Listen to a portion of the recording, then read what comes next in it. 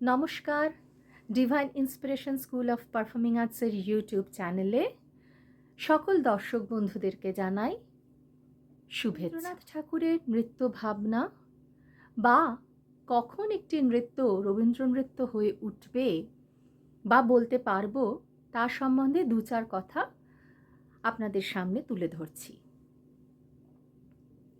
একটি রবীন্দ্রসঙ্গীত আধারিত নৃত্যই কি রবীন্দ্র নৃত্য? অবশ্যই নয়। রবীন্দ্র নৃত্য হতে গেলে বেশ অনেকগুলি শর্ত আছে, যদিও তার মধ্যে প্রথম শর্ত হচ্ছে নৃত্যটিকে রবীন্দ্রসঙ্গীত আধারিত হতে হবে। তাহলে রবীন্দ্রসঙ্গীত আধারিত যে কোনো নৃত্যই কেন রবীন্দ্র নৃত্য নয়? রবীন্দ্রনাথ ঠাকুরের নৃত্য হচ্ছে একটি মুক্ত চিন্তা ভাবনা, যেখানে বিভিন্ন নৃত্য স্থান পেয়েছে। তা সুদূর ইউরোপের বল ডান্স থেকে শুরু করে শ্রীলঙ্কার ক্যান্ডি ডান্স, জাভা ভ্যালির বিভিন্ন নৃত্য, এমনকি ভারতীয় লোকনৃত্য, ভারতীয় শাস্ত্রীয় নৃত্য। কিন্তু কোনো নৃত্যেরই বিশুদ্ধ ব্যাকরণ গৃহীত হয়নি। রবীন্দ্রসঙ্গীতের কথার স্বার্থে, অর্থের স্বার্থে ব্যাকরণকে ত্যাগ করে প্রয়োজনার্থে কিছু পরিবর্তন ঘটিয়ে ভঙ্গিমার তার প্রয়োগ ঘটেছে, এবং রবীন্দ্রসঙ্গীতকে ছাপিয়ে কখনোই রবীন্দ্র নৃত্য এগিয়ে যেতে পারবে না। কারণ রবীন্দ্র নৃত্যটা তৈরি হয়েছে রবীন্দ্রসঙ্গীতের কথাকে আরও সুন্দর করে দর্শকের কাছে পৌঁছে দেওয়ার জন্য। রবীন্দ্রসঙ্গীত কিন্তু তৈরি হয়নি নৃত্যকে সাহায্য করার জন্য। নৃত্য তৈরি হয়েছে রবীন্দ্রসঙ্গীতের সহযোগী অঙ্গ হিসেবে।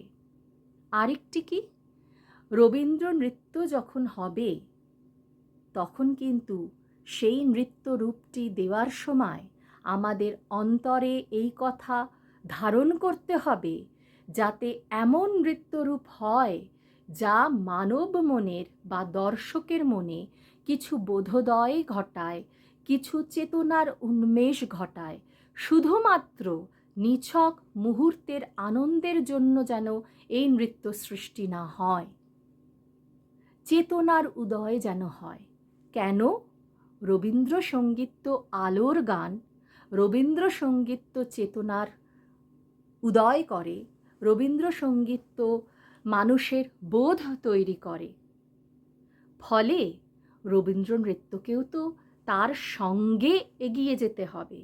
তাই রবীন্দ্র নৃত্যও যেন শুধুমাত্র মুহূর্তের একটি নৃত্যরূপ না হয়ে দাঁড়ায়, তা যেন অন্তরঙ্গের সাথে বহিরঙ্গের মিলন ঘটাতে পারে।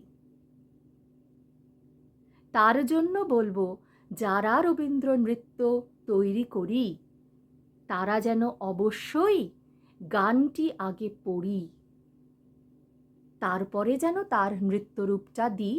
তাহলে আমাদের সেটা বুঝতে সুবিধা হবে এবং ওই অন্তরঙ্গের সাথে বহিরঙ্গের মিলন ঘটাতে হয়তো আমরা সক্ষম হব।